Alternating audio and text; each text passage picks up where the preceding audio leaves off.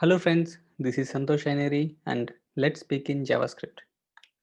Today we'll discuss about promises. If you are from Angular background, you would be using HTTP service methods which returns a promise, or if you are from React background, you would be using third-party libraries like Axios, or even you could use Windows fetch method which returns a promise. But what exactly the promise is? In general, if you are promising your friend, which means you are giving an assurance. For example, if you are borrowing some amount from your friend, you will promise him that you will repay back after some particular time, which means you are giving an assurance to your friend that you will repay the amount back. That's what a promise in JavaScript also.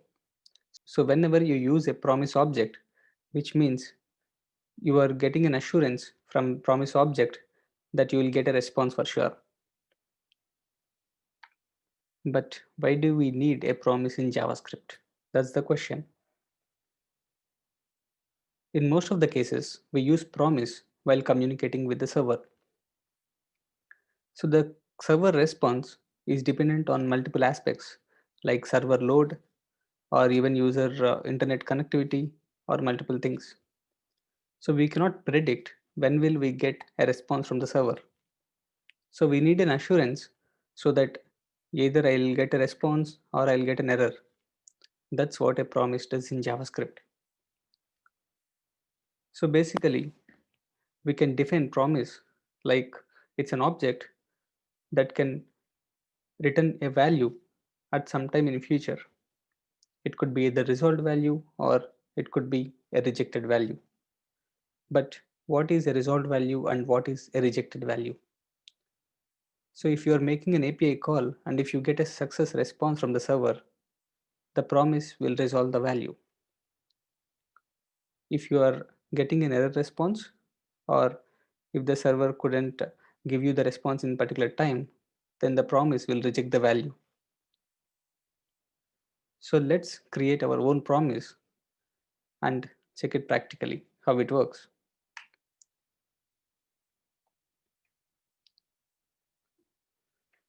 So to explain promise, I'll create a function which returns a promise. So basically if you are using HTTP methods like http.get, so the get is a method which returns a promise, right? So let me create a function which returns a promise for you.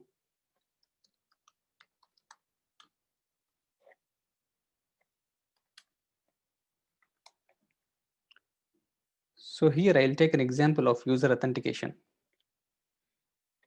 So whenever the user is authenticated, I need to resolve the value. So whenever user is not authenticated, I need to reject the value. So to do that, so let me return a promise. So I'm creating a promise object and returning that.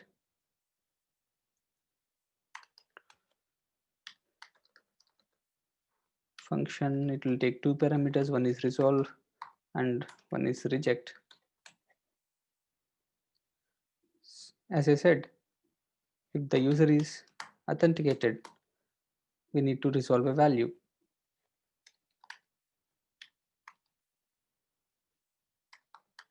Success user is, let's make it like this, like your data is here. So if user is not authenticated, then we need to reject a value which says error user authentication failed. Our promise is ready by now and let's test it. So I'll call this function and I'll say user is already authenticated. I'll pass true as a value.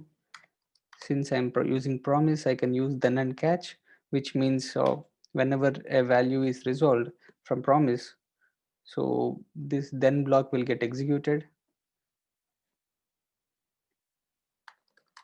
and the whenever the value is rejected from promise, then catch block will get executed.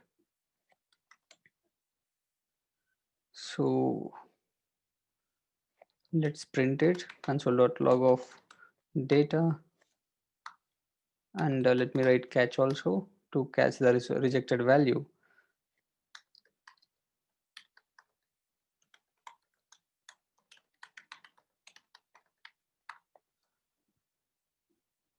Cool. Success. That's what I'm expecting. Since I'm passing as true, that means user is already authenticated, and I should get a success response.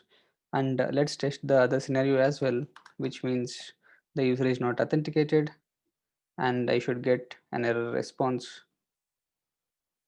That's how a promise works. Hope you understood promises very clearly. If you have any comments or suggestions, please let me know in the comment section. I'll try to answer those as soon as possible. If you like the video, please press the like button, and if you are new to the channel, don't forget to subscribe and activate all notifications by pressing the bell icon. Thank you so much.